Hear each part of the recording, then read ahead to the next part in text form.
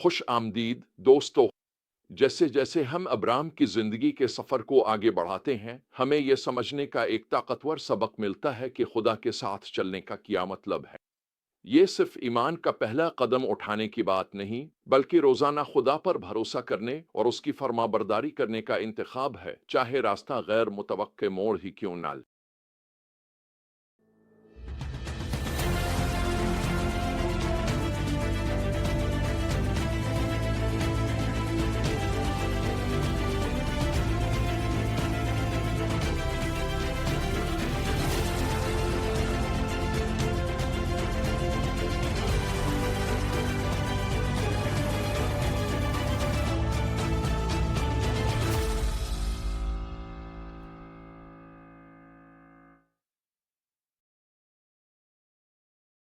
جب 13واں باب شروع ہوتا ہے تو ابرام مصر سے ایک دولت مند شخص کے طور پر واپس آتا ہے، لیکن بڑی برکت کے ساتھ بڑی ذمہ داری آتی ہے اور بعض اوقات بڑے اختلافات بھی۔ آیت 6 ہمیں بتاتی ہے کہ زمین ابرام اور اس کے بھتیجے لوط کے مال و اسباب کے لیے کافی نہ تھی۔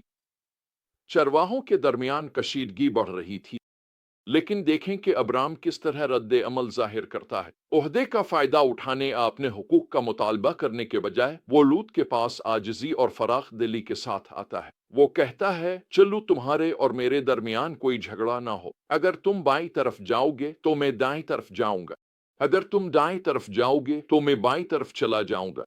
پیدائش 13 8 اور 9۔ ابراہیم کا ایمان اسے ایک احساس تحفظ دیتا ہے۔ اسے یقین تھا کہ خدا اسے مہیا کرے گا، چاہے وہ کسی بھی زمین پر جا بسے۔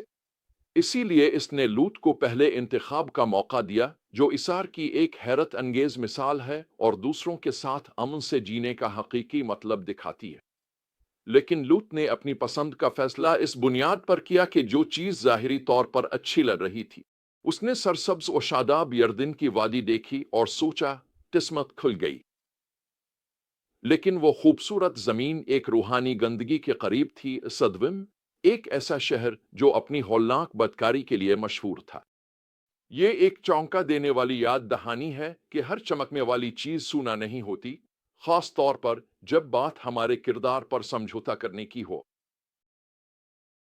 جب لوط چلا جاتا ہے تو خدا ابراہیم سے ایک حیرت انگیز وعدہ کرتا ہے، ساری زمین جو تم دیکھ رہے ہو میں تمہیں اور تمہاری نسل کو ہمیشہ کے لیے دوں گا۔ پیدائش 13 15۔ خداوند ابراہیم کو دعوت دیتا ہے کہ وہ ملک کی لمبائی اور چوڑائی میں چلے اور ایمان کے ساتھ اسے اپنا سمجھے۔ اور ابراہیم اس کے جواب میں کیا کرتا ہے؟ وہ عبادت کرتا ہے۔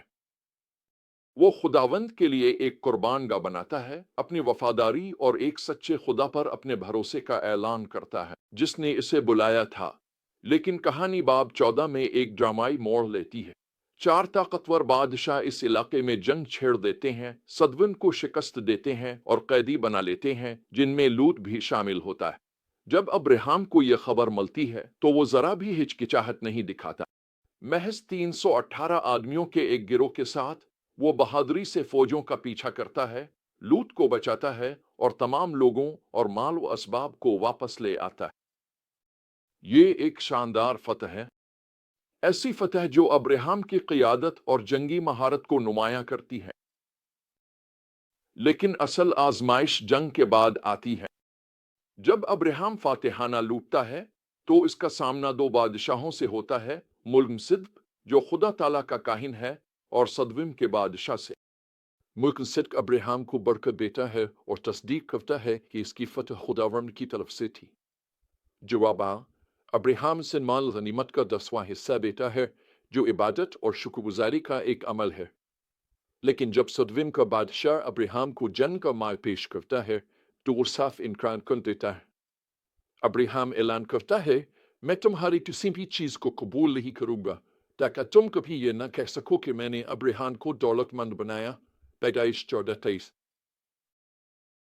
ابراہیم نے سمجھ لیا کہ یہ سمجھوتا کرنے کا ایک فتنہ ہے، دنیا کی قدروں کے ساتھ خود کو ہم آہنگ کرنے کا۔ وہ جانتا تھا کہ اگر وہ بدی کے ساتھ شراکت کرے گا تو اس کی عبادت بے معنی ہو جائے گی۔ لہذا اس نے ایک مضبوط موقف اختیار کیا اور دنیاوی دولت اور شہرت پر خدا کی وفاداری کو ترجیح دی۔ दोस्तों, ये कहानी खुदा के साथ चलने के लिए एक नक्शा फराहम करती है। अब्राहम की तरह हमारे ईमान का सफर भी इबादत, हिकमत और बाज औकात जिदोजहद से इबारत होता है। जब तनाज़ात पैदा होते हैं तो हमें आजिज़ी के साथ जवाब देने के लिए बुलाया जाता है, खुदा पर भरोसा रखते हुए कि वो हमारी ज़रूरियात पूरी करेगा जब हम अमन की तलाश में हों। जब मौक़े चमकते हैं तो हमें परखना चाहिए कि आया वो हमें खुदा के करीब ले जा रहे हैं या समझौते की तरफ। और जब जंग आती है तो हम हिम्मत के साथ आगे बढ़ सकते हैं, ये जानते हुए कि खुदा हमारे लिए लड़ता है। लेकिन शायद सबसे बड़ा इम्तिहान फतह के बाद आता है, जब गुरूर और आजमाइश हमें धोखा देने की कोशिश करते हैं। यही वो वक्त होता है जब हमें चुप न रहना चाहिए, ताकि हम खुदा को जलाल दें, अपने दिलों को उसकी कदरों के मुताबिक ढालें और उन किसी भी फायदे को मुस्तरद करें जो हमें इससे दूर ले जा सकता हो। मुझे कुछ शेयर करने दें। एक ज़ाती कहानी। कई साल पहले मैंने यूक्रेन में सिलसिलावार तबलीगी इज्तिमाआत की क़यादत की जब सोवियत यूनियन के ज़वाल करीब था। हर शहर में हमें मुसलसल बारिश का सामना था जो लोगों को आने से रोकने की धमकी दे रही थी। लेकिन हमने खुदा से फरियाद की और उसकी रहमत से उसने बारिश रोक दी। हजारों लोगों ने खुशखबरी सुनी और खुदा ने जबरदस्त तरीके से काम किया। इस सफर के दौरान मैंने यूक्रेन और रोमानिया में खूबसूरत हाथ से बने कालीन खरीदे। लेकिन जब मैंने रोमानिया से निकलने की कोशिश की तो सरहदी मुहाफिज ने मुझे बताया कि मैं उनका कालीन बाहर नहीं ले जा सकता। एक दोस्त ने तजवीज दी कि तीगस बदल कर उसे चुपके से ले जाया जाए। मुझे ये कहते हुए शर्मिंदगी हो रही है कि मैंने इस पर संजीदगी से गौर किया। यहाँ तक कि एक और दोस्त ने कहा, सीमी, तुम शायद उन्हें धोखा दे सकते हो, लेकिन अगली बार जब तुम खुदा से बारिश रोकने के लिए दुआ करोगे तो शायद वो जवाब ना दे। ये सुनकर मेरे दिल में गहरा असर हुआ। मैं खुदा के साथ कुर्बत को एक कालीम के बदले में छोड़ने के लिए तैयार हो गया था। मुझे एहसास हुआ कि समझौता करना मुझे किसी भी दुनियावी खजाने से कहीं ज्यादा महंगा पड़ेगा। खुदा के फजल से मैंने फरमाबरदारी का इंतखाब किया और कालीन वहीं रह गया। दोस्तों, खुदा के साथ चलना रोजाना का एक इंतखाब है, उसकी इबादत करना, इसकी हिकमत तलाश करना और सही काम करना। इसका मतलब है कि समझौता ना करना, चाहे वो कितना ही मुश्किल क्यों ना हो, क्योंकि हम अपनी इसके साथ ताल्लुक को सबसे ज्यादा अहमियत देते हैं। तो मुझे बताएं, आज कौन से अकालीन आपको लुभा रहे हैं? एक मजबूत मौक़िफ़ इख्तियार करें, जैसे अब्राहम ने किया था। दुनियादारी के बजाय इबादत को चुनें, समझौते के बजाय फरमाबरदारी को अपनाएं और यकीन रखें कि जब आप ईमान के साथ खुदा के साथ चलेंगे तो वो आपको बरकत और फतह की जिंदगी की तरफ ले जाएगा। ये सफर आसान नहीं होगा, लेकिन ये काबिल कदर है। खुदा ने आपको भी अब्राहम की तरह बुलाया है कि आप उसकी दी हुई बरकतों की वसअत में चली। तो ईमान के साथ कदम बढ़ाएं और देखें कि वो कैसे अजायब दिखाता है।